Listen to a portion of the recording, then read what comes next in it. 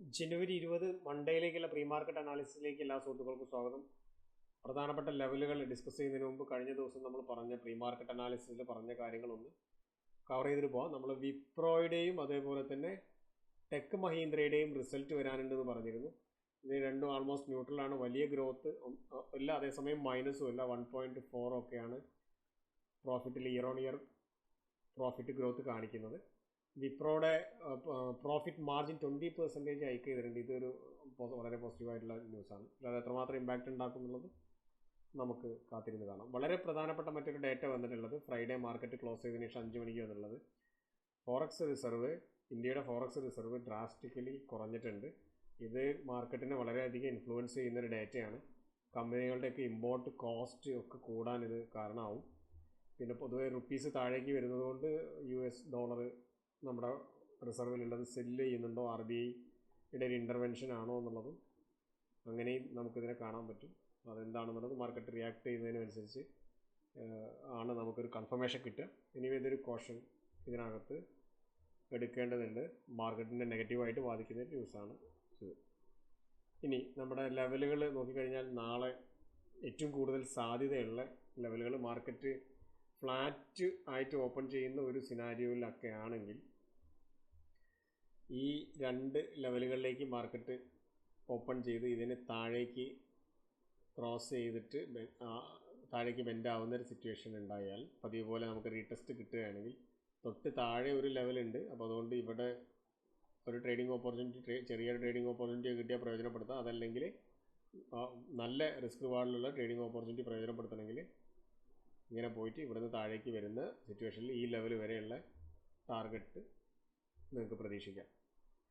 ഇതൊരു flat opening ആണ്. ഈ ഭാഗത്ത് നിന്ന് തന്നെ ആദ്യത്തെ ക്യാൻഡിലൊക്കെ ക്രോസ് ചെയ്ത് കിട്ടുകയാണെങ്കിൽ നെക്സ്റ്റ് ലെവൽ വരെയുള്ള ട്രേഡിംഗ് ഓപ്പർച്യൂണിറ്റി കൺസിഡർ ചെയ്യാം.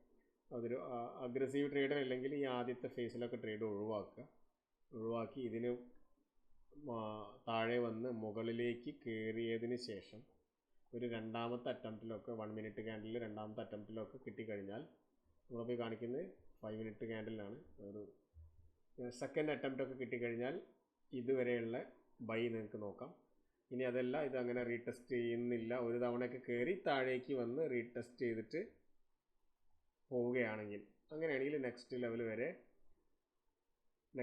വരെ ടാർഗറ്റ് വെച്ചുകൊണ്ടുള്ള ട്രേഡ് ഇവിടെ നിന്ന് 23,092 ഏകദേശം 23,000 വരെ ഉള്ള ഒരു റാലി പ്രതീക്ഷിക്കാം.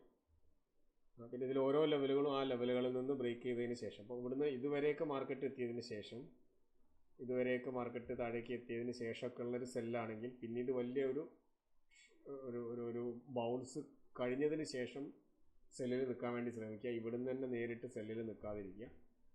ഇവിടുന്ന് ഒക്കെ ഇതിന് മുകളിലേക്ക് പോയിട്ട് താഴേക്കൊക്കെ സെല്ല് കിട്ടിയാലും അടുത്ത ലെവലോ അല്ലെങ്കിൽ അടുത്ത ലെവലോ വരെയൊക്കെ ടാർഗറ്റിനുള്ള സാധ്യതകൾ ഉണ്ട്.